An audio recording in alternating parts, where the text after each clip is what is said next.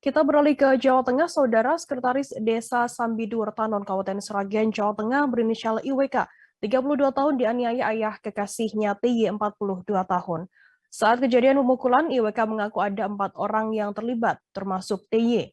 Selain dipukul yang mengarah ke bagian wajah, IWK juga mendapatkan ancaman verbal. IWK mengalami luka lebam hingga luka robek pada pelipis kanan. Informasi lebih lengkapnya akan disampaikan oleh rekan jurnalis kami dari Tribun Solo, ada Septiana Ayu Lestari di sana. Halo Septi. Ya, rekan Firda. Ya, Septi, bisa Anda informasikan bagaimana untuk kronologi kejadian pemukulan terhadap korban IWK ini? Baik, kronologi kejadian terhadap IWK ini atau Sekretaris Desa Sambidur, Kecamatan Tanon, Kabupaten Sragen diawali ketika IWK ini berada di rumah pada tanggal 27 Desember 2021 lalu. Kemudian pada pukul 1.30 waktu Indonesia Barat atau Senin dini hari, IWK ini didatangi oleh ayah pacarnya yakni TY, 42 tahun di rumahnya. Kemudian IWK diajak untuk keluar dari rumahnya dan menuju suatu tempat yang sepi. Kemudian di tempat sepi tersebut IWK tahu-tahu dihujani oleh pukulan oleh ayahnya itu sendiri sebanyak beberapa kali dan akibatnya mengalami luka-luka di situ. Penyebab dari pemukulan itu sendiri ditengarai karena ayah pacarnya IWK ini tidak menyetujui hubungan IWK dengan anaknya karena terpaut usia yang cukup jauh, di mana saat ini IWK berusia 32 tahun dan anak pelaku ini masih berusia 19 tahun.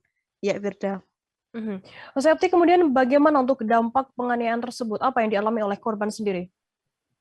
Yang dialami oleh korban tentu saja mengalami luka cukup lumayan parah di bagian wajahnya, terutama di bagian mata, dikarenakan pukulan tersebut mengenai mata yang menyebabkan matanya hingga pada dijumpai seminggu setelah kejadian, matanya masih merah dan saat ini masih belum dapat digunakan untuk membaca secara normal atau masih buram dan masih menggunakan satu mata saja untuk membaca. Untuk kondisi tubuhnya kemarin demam dikarenakan memang setelah mendapat perawatan selama 1 minggu dan baru saja keluar dari rumah sakit masih mengalami demam. Ya, betul. Septi, bagaimana kemudian untuk proses hukum yang dijalani oleh pelaku sendiri? Apakah saat ini korban juga sudah melaporkan pelaku ke pihak kepolisian?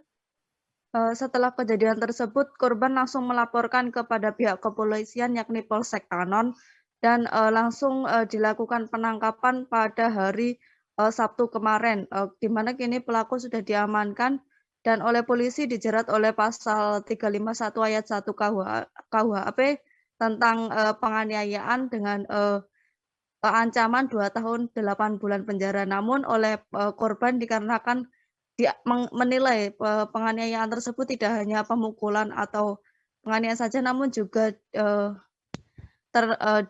juga mendapatkan ancaman secara verbal, maka ia juga mengalami ancaman. Maka korban menginginkan agar pelaku dihukum lebih berat lagi.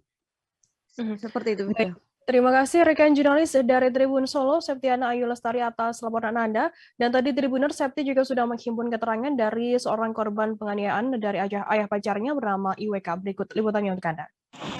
Hari ini, ya.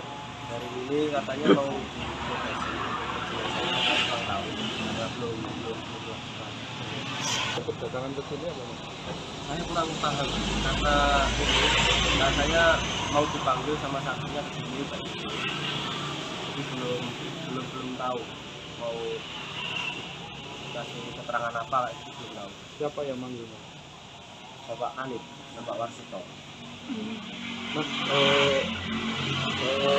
kemarin kan pasalnya kan 2 tahun 8 bulan. Bagaimana Mas dengan pasal tersebut? Itu juga pantaskah atau ada tuntutan lain atau harapan gitu kepada penegak hukum? Jadi gini, Mas, mungkin saya rasa kurang ya, karena itu kan biasanya saya di rumah terus diajak keluar, itu biasanya udah bahasa penculikan kayak gitu.